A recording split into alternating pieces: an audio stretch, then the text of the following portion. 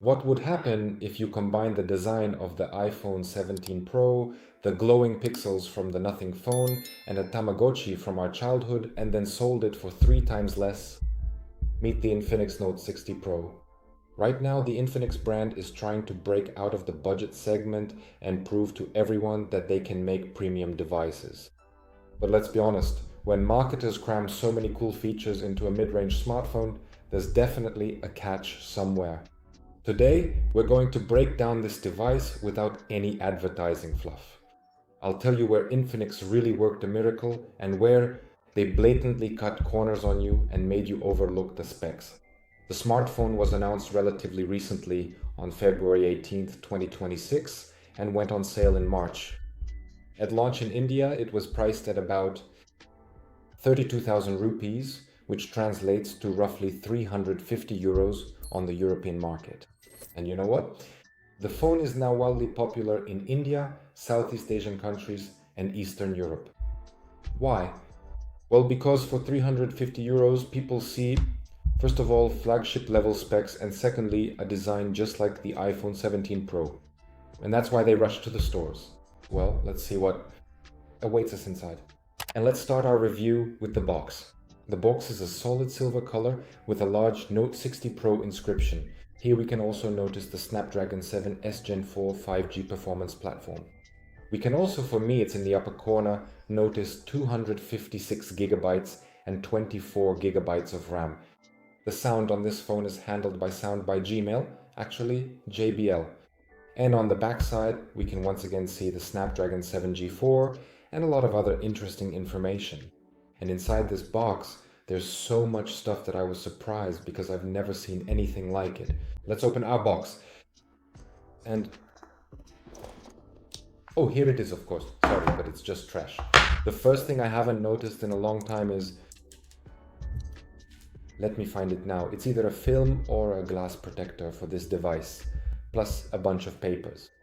There are a lot of different papers, and I don't know, all sorts of documentation. Here we can also see a SIM tray pin, a USB-C to USB adapter, and there's also a charging block included.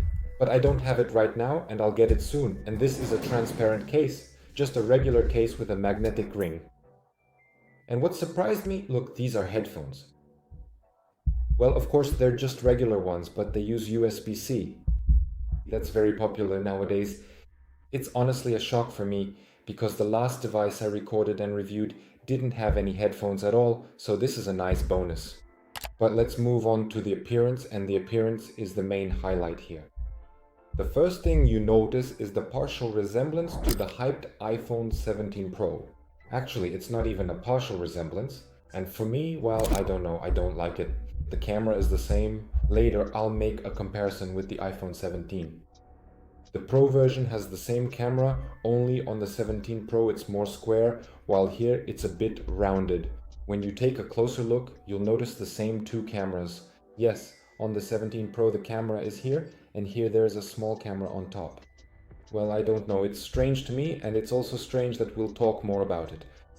This is a button that, I don't know, you can use to turn the sound on or off, mute and unmute. It's also a button that on the, or rather, not a button, but a feature that iPhones have, starting from the Pro 10, 15 Pro Max or the 16 Pro Max. A button that you can use to turn on the camera, or you can set it up differently. Well, here it's a button that's responsible for the blood oxygen level or the pulse a little bit. We'll talk a bit more about this feature later, but for now, let's discuss the design of this device. Yes, as we mentioned, the iPhone 17 borrowed, or you could even say somewhat stole, the outstanding camera module, the solid metal flat aluminum frames, and the trendy color options. But you could say that it's not a complete copy. The matte back shimmers beautifully in the light.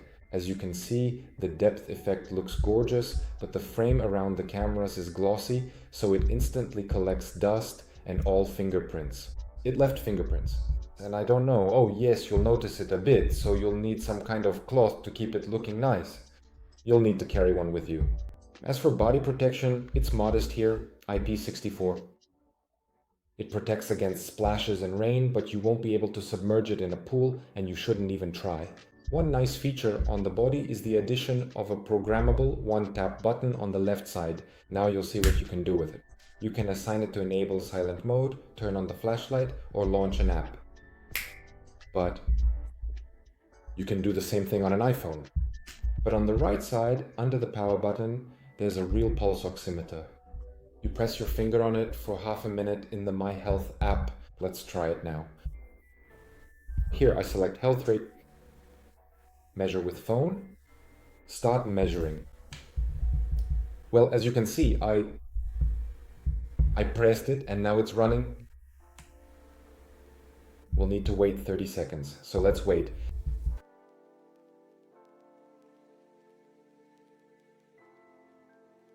Then you tap games and here you'll see the results. You can press finish.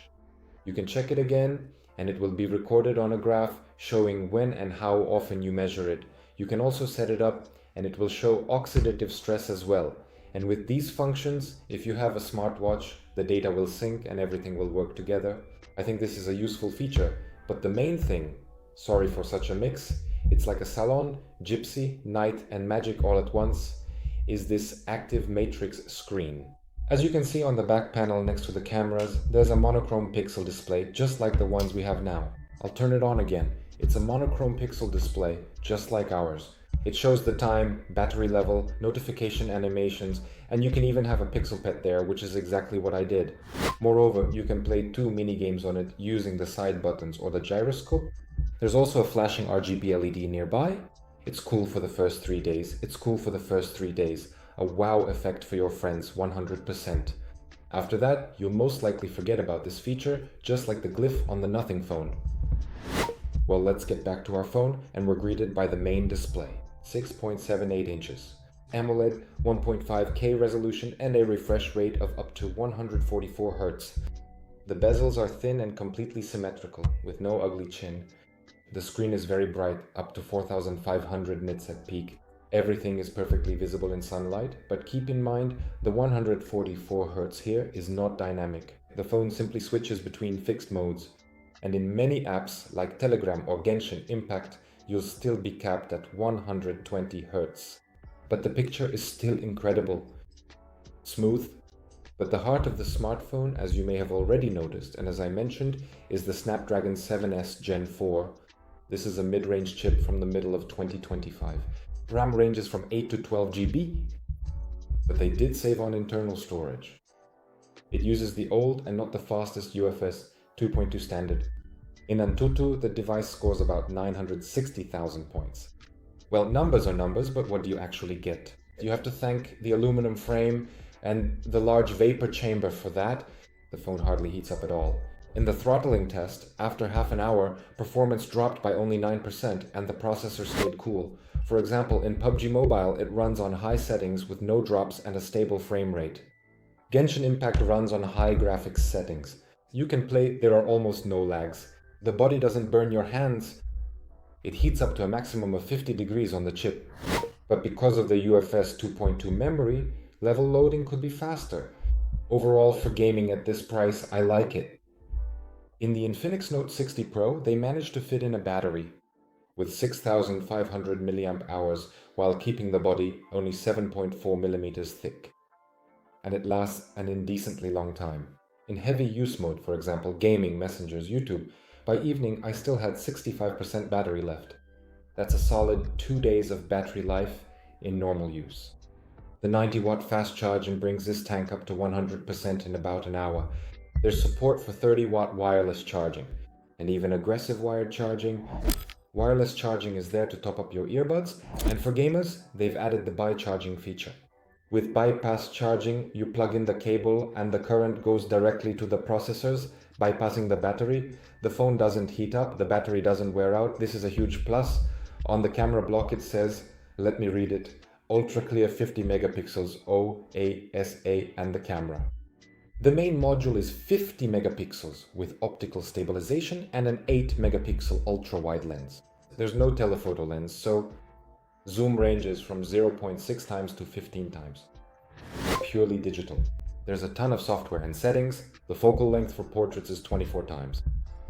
35mm, 50mm in street snap mode, super night for nighttime, and during the day, photos are sunny and detailed, but at night, don't expect miracles. Stabilization saves you from blur, but the detail... As for video, the box makes it sound great, but let's look at the real specifications. Hardware. The smartphone can record video in 4K at 30 frames per second on both the main camera and the 13-megapixel front camera. Stabilization works in AI mode or in the morning style. But if you want smooth 60 frames per second, you'll have to drop down to 1080p. It's fine for casual stories, but the device doesn't qualify as a full-fledged vlogging tool. But let's take a look at the INFINIX AI settings. There really are a lot of artificial intelligences here. The XOS 16 system based on Android 16 is literally packed with various interesting features. There's a voice system here. Follow X Voice, the Follow X Smart Touch feature for recognizing content on the screen and understanding text. Translation Assistant for real-time conversation translation. To work with text, add Document Assistant. It summarizes the entire document. AI writing also corrects mistakes and rewrites text and recording. In summary, for transcription, there's a voice recorder. For creativity, there's a generator in Theme Generator. And the Circuit to Search feature lets the user highlight. A whole package of features. Most of the functions are genuinely useful for work. Let's put it all together and be honest. Is it worth buying? And let's begin. Among the downsides of this smartphone, the first is weak water resistance and only IP64, which is not much. The second is slow built-in memory of an old standard.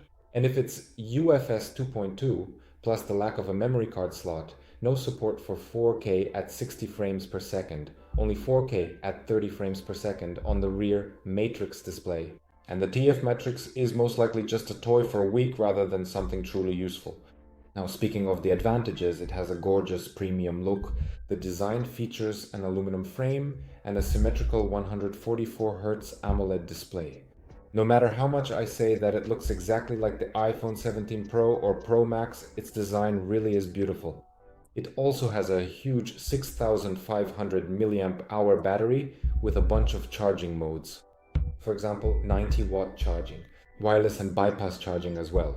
A Snapdragon 7S Gen 4 processor with excellent cooling. The phone doesn't throttle at all. It has a built-in heart rate and SpO2 sensor. I don't know who actually needs this feature, but it's interesting and there are also a ton of useful AI features.